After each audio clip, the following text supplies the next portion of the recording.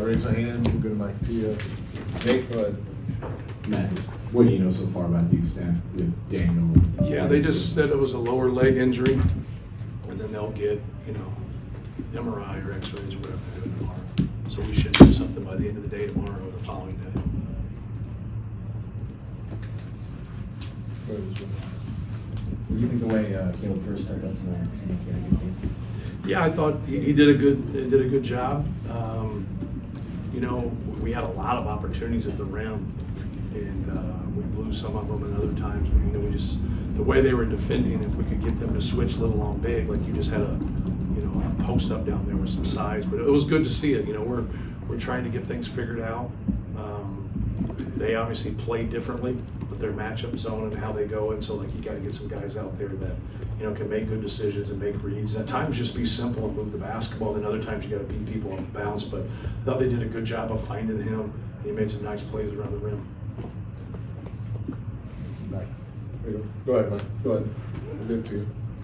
Just what Wilbur did for you also Right. without Jacobson, and to get 27 minutes, and what can this kind of mean for him as you work your way through the center position there? Yeah, he, just for his sanity, just making that free throw, right? Just so you can. It's really hard. And I tried to tell him the last game. I thought you did good things. You just didn't have a lot to show for it. You got to reward yourself by making your free throws. But I also told him that, nobody's trying to miss a free throw. When you do what you're supposed to, you give a great effort, and then you fail, hey man, just keep plugging. And I thought he got some elite rebounds, above the rim where he went high and was able to get it. And I think that's, you got to be consistent in your post D and your ball screen D and your rebounding. You got to play without turning it over. I know that sounds like kind of old school, but the game's old school. Just be fundamentally sound and then just finish around the rim. When you're 7'2", 260, just use your body and finish around the rim. And so it was good to see him play well and Caleb play well. And all of Raleigh's was conditioning. Obviously, when it's on E, it doesn't stand for elephant. So his tank was empty, and he proved it. And so we had that with some guys. Isaac Haas was that way.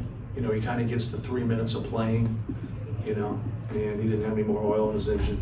So this was one of those things where you're learning too, right? He gets thrown into a situation. I thought he did some good things for us, but he misses those layups bad, and he misses those free throws, and it's all conditioning. So we got to ramp some things up for him, but we also got to know how far he can go in a game where he needs to get a sub. Why'd you say E? Why'd you pick elephant for E? I don't know. It's just something we talked about growing up, like when someone run out of gas and they'd be on the side of the road and we just drive by them and yell that E doesn't stand for elephant. we probably said a few other things, but that was Okay. All right. kind of the crux of the story. Yesterday, you were saying how, aside from Trey, none of your frontline players had really separated themselves, and Right. kind of all give you different things. But when you're practicing against each other, Will talked about a variety of skill sets that you go against every day. How much can that kind of shape you, where you're seeing different things from Caleb or Raleigh or Daniel or Will every single day? Yeah, you just want them to go in the game and put good games on top. And some of the things that happen in a game, you guys just simply don't know, because if you run a play or you do a defensive assignment and now they don't do what they're supposed to do. So you have to get them to where they know what they're doing and they can do their job every single time. Now when you know the rules and you stick to the rules, now competing is the most important thing. So then being able to compete. But I think all three of them bring different things for us. We'll see here with Daniel if he's able to play the next game, not able to play at all this year. He's out for a week, whatever his thing is the next man's up, and you got to be able to step up and be productive more than anything. Don't go out there and say man, I'm going to do this or I'm going to do that. Just understand the game plan, understand what you're supposed to do. We drill everything that we do, and then just stick with it and do your job and have fun. Going back there. Coach, what did you notice about the versatility of scoring from NKU?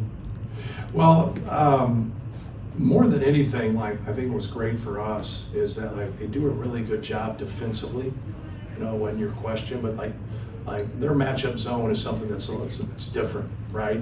And anytime you can be unique and, you know, you've got a chance to be special if you get good players to run your system and be able to do things. So, you know, we had talked about Dilling and really trying to make him have tough looks. We thought he was their best shooter. He had the best percentage last year. And we were trying to keep the ball out of the paint and do a better job. Where we struggled the most is keeping him off the glass.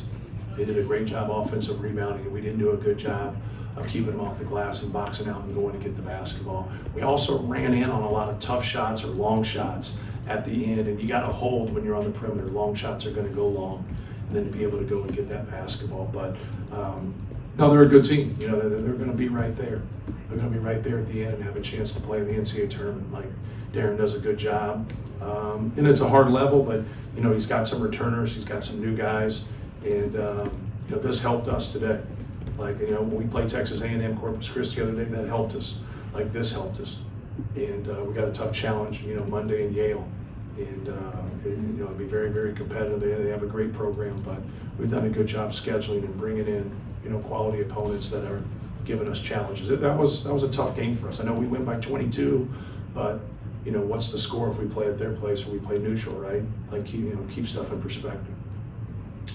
You just kind of touched on it a little bit, but what's the key to getting those long rebounds? Yeah, well, obviously prove that it's not just the big guys who rebound. Right, well, and you can speak on it in theory, or you can speak on it like in placement on the court. Like, if you're at the rim and you're boxing out and someone shoots a 25-footer, like, you're not in the best position in the world. Okay. But so you got to hit him and create space and get out. But if I'm away from my man and I'm to the basketball and I'm going to go back, I got to go back, even if my man doesn't come, because what you do is you create space there. So, but when you just sit there and run to the rim when someone shoots a 25-footer, like, the ball's going to fly over your head. Like, you got to be able to pick up the flight of the basketball. So you step to your man, you wait a little bit. If he comes, you box him out, then go get it. If he doesn't, now you've created some time and some space right there to be able to go get the basketball.